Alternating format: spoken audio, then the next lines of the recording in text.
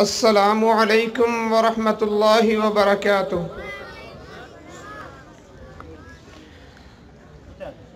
الحمد لله المحمود على كل حال، ونعوذ بالله من حال أهل الضلال،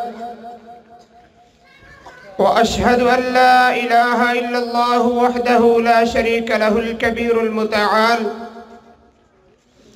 وأشهد أن سيدنا ونبينا محمدًا عبده ورسوله،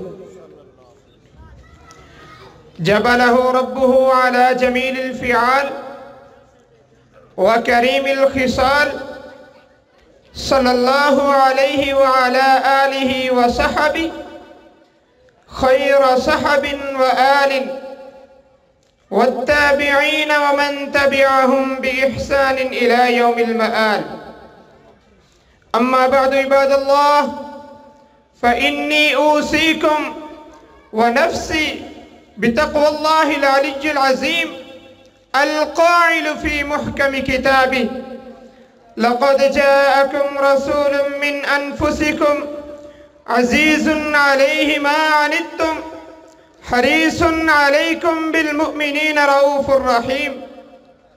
إخوة الإيمان، إن كلامنا اليوم عن قائدنا وسيدنا وعظيمنا وقرة أعيننا نبينا محمد صلى الله عليه وسلم، من قال عنه ربه: وما أرسلناك إلا رحمة للعالمين.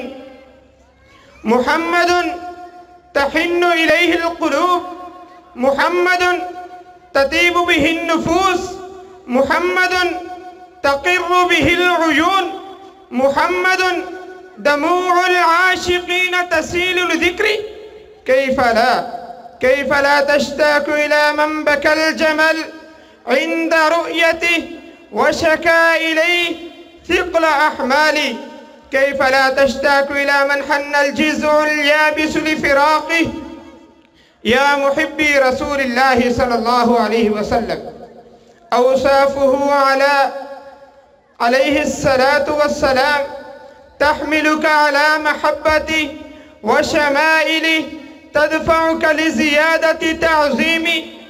ومكارم الأخلاق دليل على علو شأنه، حسن المعاشرة ولين الجانب وبذل المعروف وإطعام الطعام وإفشاء السلام وإيادة المريض واتباع الجنازة وحسن الجوار والعفو والإصلاح بين الناس والجود والكرم وكظم الغيظ والعفو عن الناس واجتناب ما حرمه الإسلام كالغيبة والكذب والمكر والخديعة والنميمة وسوء الخلق والتكبر والحقد والحسد والظلم وكل ما هو منفر عن قبول الدعوة منه صلى الله عليه وسلم. كان صلى الله عليه وسلم يخسف نعله ويرقع ثوبه ويعمل في بيته كما يعمل أحدكم في بيته. كان صلى الله عليه وسلم يعصب الحجر على بطنه من الجوع، كان يأكل ما حذر ولا يرد ما وجد. صدق الله القائل: وإنك لعلى خلق عظيم. الحق ما شهد به الأعداء، لقد شهد كفار مكة على أوصافه الباهرة الغالية عليه صلوات ربي وسلامه.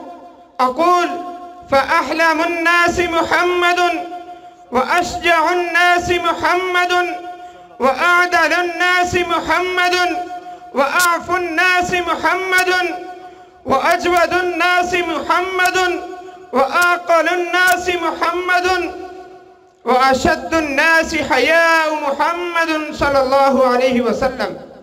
كان أفسح الناس منطقا وأجلاهم كلاما يفهمه كل من يسمعه عليه الصلاة والسلام. جهير الصوت عليه الصلاة والسلام جهير الصوت عن الناس نغمة. قال البراء رضي الله تعالى عنه: ما سمعت أحدا أحسن صوتا من. أقول في نهاية المطاف إنه صلى الله عليه وسلم بكى من أجلنا لأمته، ضرب من أجلنا، طرد من أجلنا، أذي من أجلنا، طلقت بناته من أجلنا، فمن علينا أروع المن، فعلى الأقل نقضي حياتنا على سننه وطرقه، فهل جزاء الإحسان إلا الإحسان؟ نسأل الله عز وجل أن يحيينا على سبيله المقيم ويميتنا على سننه المتين، والله ولي التوفيق، إنه هو البر الرحيم. والسلام عليكم ورحمة الله وبركاته.